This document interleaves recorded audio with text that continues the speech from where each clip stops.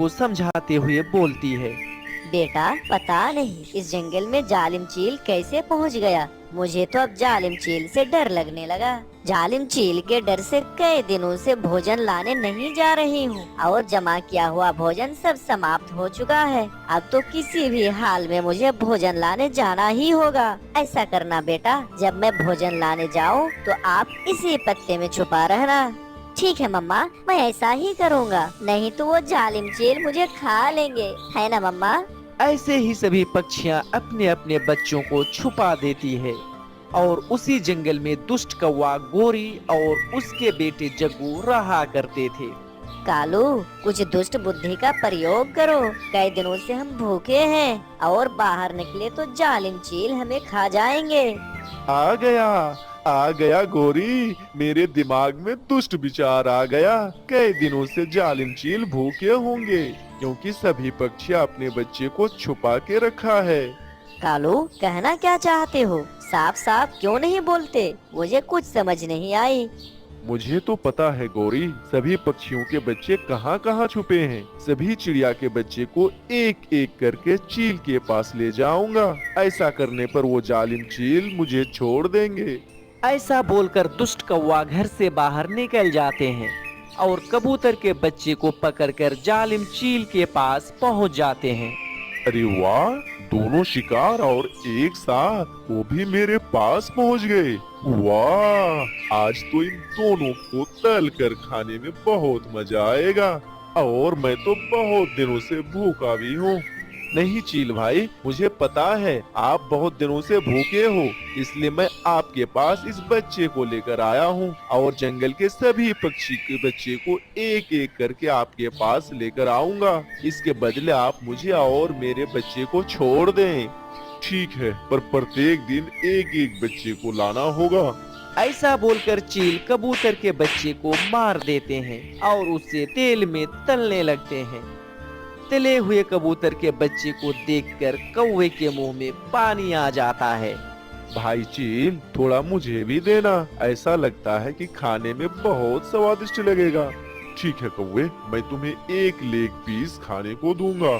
ऐसे ही चील और कौवे कबूतर के बच्चे को खा लेते हैं और उधर कबूतर रोते हुए बोलती है, खा गए जालिम चील, मेरे बच्चे को खा गए। मैंने तो अपने बच्चे को छुपा कर रखा था, पर उसे कैसे पता चला।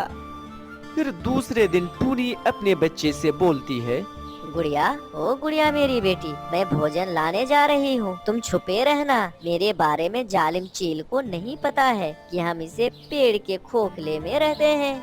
ठीक है मम्मा, जल्दी से आ जाना, भोजन मिलते ही जल्दी से आ जाना। ऐसा बोलकर टूनी चिड़िया बाहर से पेड़ के खोखले भाग को बंद कर देता है और भोजन खोजने चला जाता है।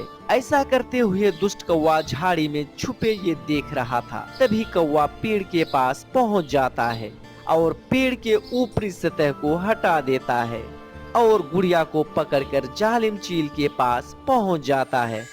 वाह कौवा वाह, लगता है तुम वादा के पक्के हो। अब तो मुझे भोजन का कोई टेंशन नहीं है।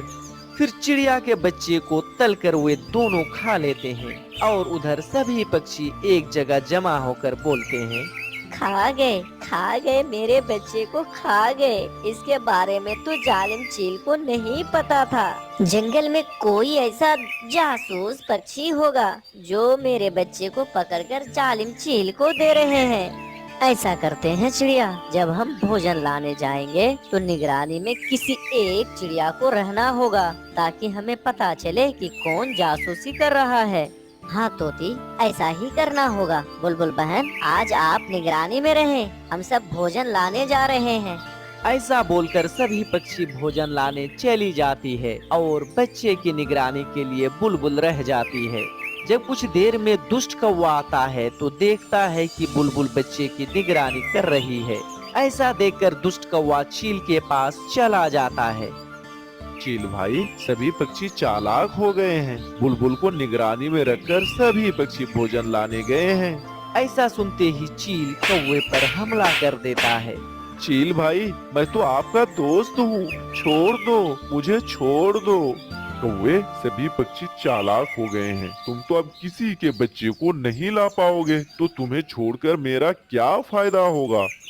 ऐसा बोलकर चील दुष्ट कौवे को खा लेता है। मेरे प्यारे दोस्तों, इस कहानी से हमें यही सीख मिलती है कि यदि आप दूसरों के लिए बुरा सोचोगे तो एक ना एक दिन आपके साथ जरूर बुरा होकर रहेगा।